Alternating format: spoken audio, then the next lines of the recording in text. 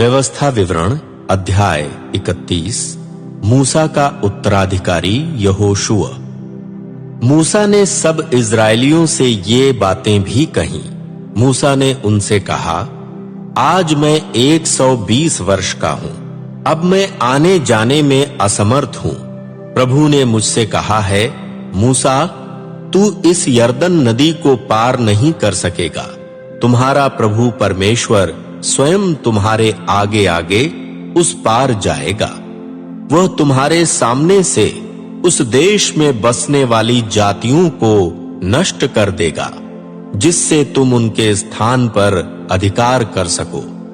प्रभु के कथनानुसार यहोशुआ तुम्हारे आगे आगे उस पार जाएगा, जैसा व्यवहार प्रभु ने एमोरी जाति के राजाओं सीहोन और ओग के साथ और उनके देश के साथ किया था। जैसे उसने उनको नष्ट कर दिया था, वैसा ही व्यवहार वह यरदन नदी के उस पार की जातियों के साथ करेगा। प्रभु उनको तुम्हारे हाथ में सौंप देगा। तब तुम उन समस्त आज्ञाओं के अनुसार जिनका आदेश मैंने तुम्हें दिया है, उनके साथ व्यवहार करना। साहसी और शक्तिशाली बनो, मत डरो, उनसे आतंकित मत हो, क्योंकि तुम्हारे साथ साथ चलने वाला तुम्हारा प्रभु परमेश्वर है। वह तुम्हें निस्सहाय नहीं छोड़ेगा, वह तुम्हें त्याग नहीं देगा। तब मूसा ने यहोशुआ को बुलाया और सब इस्राएलियों के सामने उससे कहा, साहसी और शक्तिशाली बन, क्योंकि तू इन लोगों के साथ उस देश में जाएगा जिसकी शपथ प्रभु ने इनके पूर्वजों से खाई थी कि वह इनको प्रदान करेगा। तू ही इन लोगों का अधिकार उस देश पर कराएगा।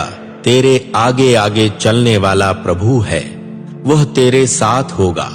वह तुझे निस्सहाय नहीं छोड़ेगा, वह तुझे त्याग नहीं देगा। मत डर, निराश नहीं हो। कब व्यवस्था का पाठ करना चाहिए? मूसा ने इस व्यवस्था को लिख लिया और लेवीय पुरोहितों को, जो प्रभु की विधान मंजूषा वहन करते थे, तथा इज़राइल के समस्त धर्म वृद्धों को दे दिया। मूसा ने उन्हें यह आदेश दिया, प्रत्येक 7वें वर्ष के अंत में ऋण मुक्ति वर्ष के निर्धारित समय पर मंडप पर्व के अवसर पर सब इज़राइली अपने प्रभु परमेश्वर के सम्मुख उस स्थान पर उपस्थित होंगे जिसको वह स्वयं चुनेगा।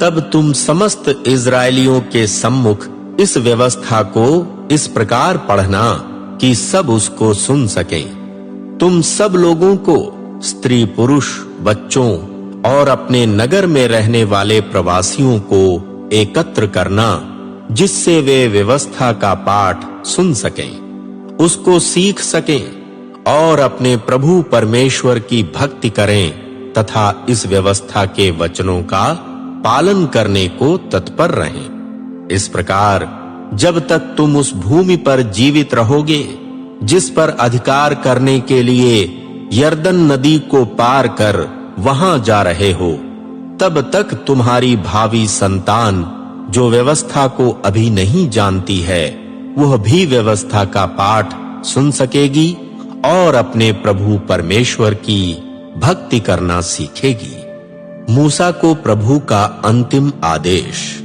प्रभु ने मूसा से कहा, देख, तेरी मृत्यु का दिन निकट है। तू यहोशुआ को बुला, उसके पश्चात तुम दोनों मिलन शिविर में आना। मैं यहोशुआ को तेरे स्थान पर नियुक्त करूंगा। अतः मूसा और यहोशुआ गए। उन्होंने मिलन शिविर में प्रवेश किया। तब प्रभु मेघ स्तंभ में मिलन शिविर में प्रकट हुआ। मेघ स्तंभ तंबू के द्वार पर खड़ा हो गया। प्रभु ने मूसा से कहा, देख, तू शीघ्र अपने मृत पूर्वजों में जाकर सो जाएगा, पर ये इज़राइली लोग उस देश के जहां ये जा रहे हैं अजनबी देवताओं का अनुगमन करने लगेंगे और मेरे साथ वेश्या के सदृश विश्वासघात करेंगे। वे मुझे त्याग देंगे वे मेरे विधान को जो मैंने उनके साथ स्थापित किया है तोड़ देंगे। तब उस दिन मेरा क्रोध उनके विरुद्ध भड़क उठेगा। मैं उनको त्याग दूंगा और उनसे विमुख हो जाऊंगा। वे अन्य जातियों का ग्रास बन जाएंगे। उन पर विपत्तियों और कष्टों का पहाड़ टूट पड़ेगा, जिसके कारण वे उस दिन यह कहेंगे, क्या यह सच नहीं है कि ये विपत्तियां हम पर इसलिए आ पड़ी हैं कि हमारा परमेश्वर हमारे मध्य नहीं है? जो कुकर्म वे करेंगे और दूसरे देवताओं की ओर उन्मुख होंगे, उनके कारण मैं उस दिन निश्चय ही उनसे विमुख होऊंगा। अतः अब तुम यह गीत लिखो और समस्त इज़राइली समाज को सिखा दो, उनको कंठस्थ करा दो, जिससे यह गीत इज़राइली समाज के विरुद्ध मेरे पक्ष में साक्षी दे। जब मैं उन्हें दूध और शहद की नदियों वाले देश में पहुंचा दूंगा, जिसकी शपथ मैंने उनके पूर्वजों से खाई थी, और जब वे भरपेट खाकर तृप्त होंगे, उनकी देह पर चर्बी चढ़ जाएगी, तब वे दूसरे देवताओं की ओर उन्मुख हो जाएंगे और उनकी पूजा करेंगे। वे मेरा तिरस्कार करेंगे, वे मेरे विधान को भंग करेंगे। जब उन पर विपत्तियों और कष्टों का पहाड़ टूट पड़ेगा, तब यह गीत उनके विरुद्ध साक्षी देगा, क्योंकि उनके वंशज भी इस गीत को कभी विस्मृत नहीं कर सकेंगे। इस देश में जिसको प्रदान करने की शपथ मैंने खाई थी, उनके प्रवेश करने के पूर्व से मैं उनकी योजनाओं को जो ये बना रहे हैं जानता हूं। अतः मूसा ने उसी दिन यह गीत लिखा और इज़राइली समाज को सिखा दिया।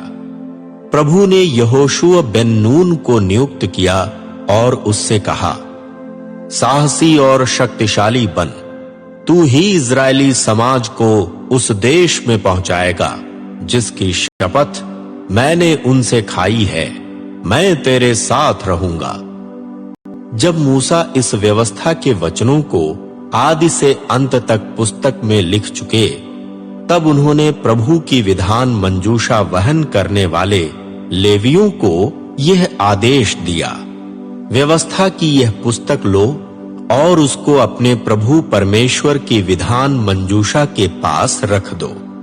इसको वहीं रहने देना, ताकि वह तुम्हारे विरुद्ध साक्षी दे। मैं जानता हूं कि तुम विद्रोही और ऐंठी गर्दन वाले लोग हो। देखो, यदि मेरे जीवित रहते तुम्हारे साथ रहते हुए भी तुम आज प्रभु के विरुद्ध विद्रोह करते हो, तो मेरी मृत्यु के पश्चात विद्रोह क्यों न करोगे? जाओ, अपने कुलों के सब धर्म वृद्धों और शास्त्रियों को मेरे पास एकत्र करो। मैं उनको ये वचन सुनाऊंगा और उनके विरुद्ध साक्षी देने के लिए आकाश और पृथ्वी को बुलाऊंगा।